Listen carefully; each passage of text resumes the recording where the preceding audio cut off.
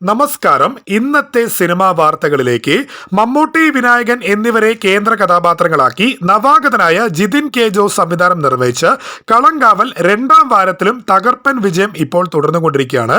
ചിത്രം റിലീസ് ചെയ്ത രണ്ടാമത്തെ ശനിയാഴ്ചയും ഗംഭീര ബുക്കിംഗ് ആണ് ചിത്രത്തിന് കേരളത്തിനുടനീളം ഇപ്പോൾ ലഭിച്ചുകൊണ്ടിരിക്കുന്നത്. കളങ്കാവൽ ഇപ്പൊ വരെ വേൾഡ് വൈഡായി 75 കോടി രൂപയാണ് കളക്ഷൻ ഇപ്പോൾ ക്രോസ് ചെയ്തിരിക്കുന്നത്. നിറഞ്ഞ സദസ്സുകളിൽ വമ്പൻ ജനപിന്തുണയോടെയാണ് ചിത്രം ഇപ്പോൾ പ്രദർശനം തുടർന്നുകൊണ്ടിരിക്കുന്നത്. രണ്ടാം വാരത്തിൽ ചിത്രം കേരളത്തിലെ 300-ൽ പരം സ്ക്രീനുകളിലാണ് പ്രദർശിപ്പിക്കുന്നത്.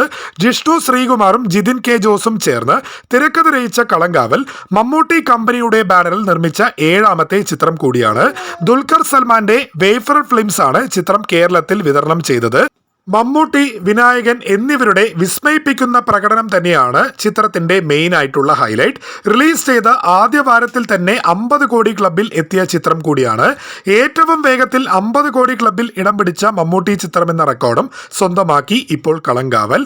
ഭീഷ്മ പർവം, കണ്ണൂർ സ്ക്വാഡ്, ബ്രഹ്മയുഗം, ടർബോ എന്നീ ചിത്രങ്ങൾക്ക് ശേഷം 50 കോടി ക്ലബിൽ ഇടം പിടിച്ച മമ്മൂട്ടി ചിത്രം കൂടിയാണ് കളങ്കാവൽ. കുപ്രസിദ്ധമായ സൈനൈഡ് മോഹനൻ കേസിൽ നിന്ന് പ്രചോദനം ഉൾക്കൊണ്ട് ഒരുക്കിയ ചിത്രം ആഗോളതലത്തിലും ബ്ലോക്ക് ബസ്റ്റർ വിജയം തുടരുകയാണ്. ഗൾഫിലും തകർപ്പൻ പ്രകടനം നടത്തുന്ന ചിത്രത്തിന്റെ ഓവർസീസ് ഡിസ്ട്രിബ്യൂഷൻ നടത്തിയത് ട്രൂത്ത് ഗ്ലോബൽ ഫിലിംസ് ആണ്. ദുൽഖർ സൽമാൻ നായകനായെത്തിയ സൂപ്പർ ഹിറ്റ് ചിത്രം കുറുപ്പിന്റെ കഥ ഒരുക്കി ശ്രദ്ധ നേടിയ ജിതിൻ കെ ജോസ് ആദ്യമായി സംവിധാനം ചെയ്ത ചിത്രം കൂടിയാണ് കളങ്കാവൽ. ഇപ്പൊ വരെ കളങ്കാവൽ വേൾഡ് വൈഡായി 75 കോടി ഇപ്പോൾ ക്രോസ് ചെയ്തിട്ടുണ്ട്.